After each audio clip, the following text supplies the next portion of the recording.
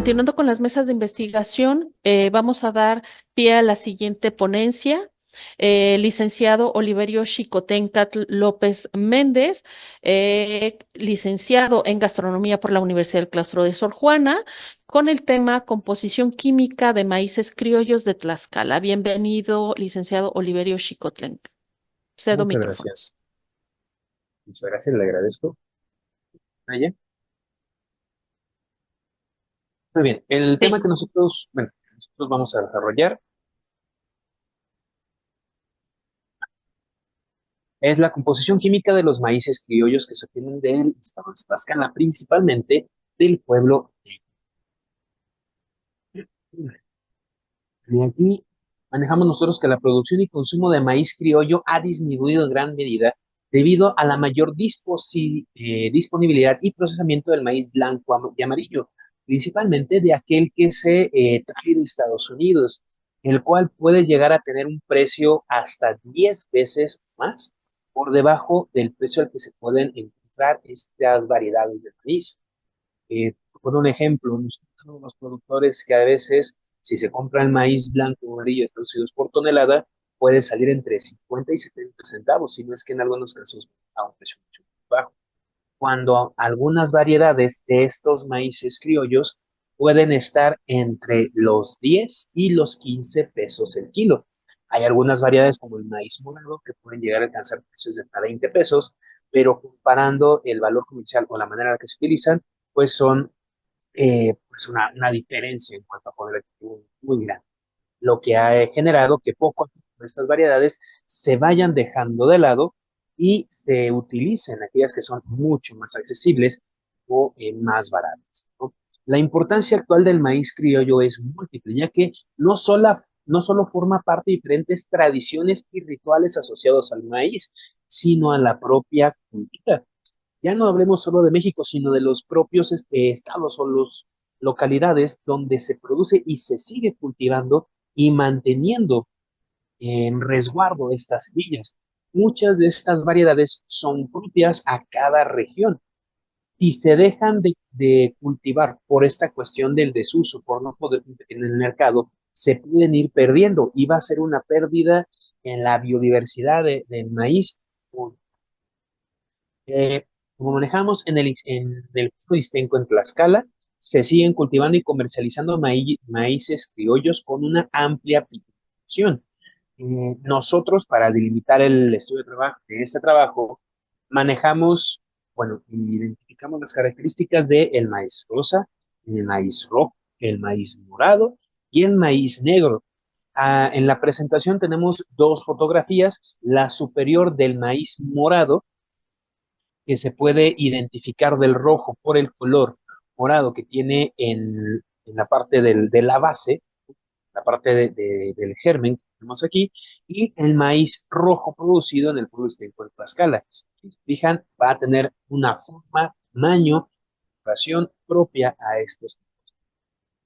Ahora, es importante conocer su composición química para poder definir su aporte nutricional y contemplarlo en la estructuración de dietas saludables, ya no solo como harinas, sino también encontrar con el trabajo diferentes gastrónomos interesados en el tema, cómo se podrían utilizar para la elaboración de sopas, potajes, galletas, panes, o sea, en otros productos y cuál es el impacto que puede tener esta composición química en, eh, en el aporte nutricional, en el seguimiento de este tipo o mediante la incorporación en este tipo.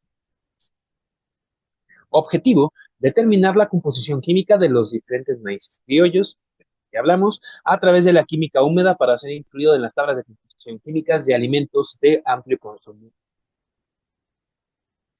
¿Cuál fue el procedimiento para poder generar Se limpiaron y molieron los maíces adquiridos en Mixtenco. Se molieron mediante un molino manual, evitando en medida lo posible el calentamiento excesivo del grano. Las técnicas empleadas fueron el AOAC, disculpen, de humedad, secado en estufa, grasa a vuestro criterio mediante Softec, cenizas, mufla a 550 grados Celsius, proteína cruda mediante técnica de Yedal y fibra cruda que fue digestión ácida y algo. Reportados en porcentajes, vamos a tener los siguientes resultados. Las humedades variaron de 5.7% por ciento en el maíz rojo, 6 en el maíz rosa, 7.1 en el maíz negro y 7.2 en el maíz. Para la proteína en base seca, el maíz rojo y el maíz morado tuvieron un porcentaje similar de 8.6%, mientras que el maíz negro tuvo 9% y el maíz rosa fue el más alto de los cuatro, con un 9.63% de proteína en base seca.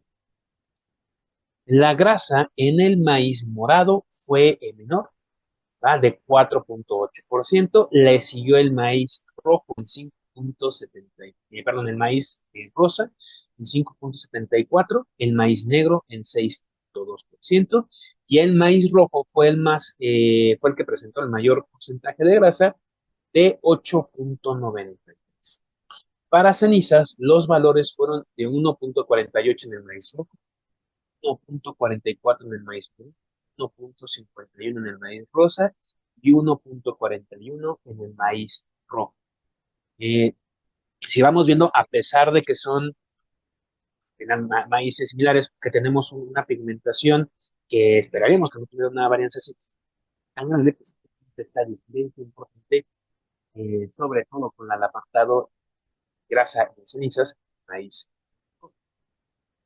Ahora, para fibra cruda, fueron el maíz rosa de 3.84% y maíz morado en 3.65%, mientras que el maíz rosa 3.84%, maíz rojo 2.32% y maíz negro 2.15%. La fracción más abundante de almidón, con 78.76%, correspondió al maíz rojo, 79.28% al maíz rosa, eh, 81.5 al maíz negro y 81.56 al maíz morado.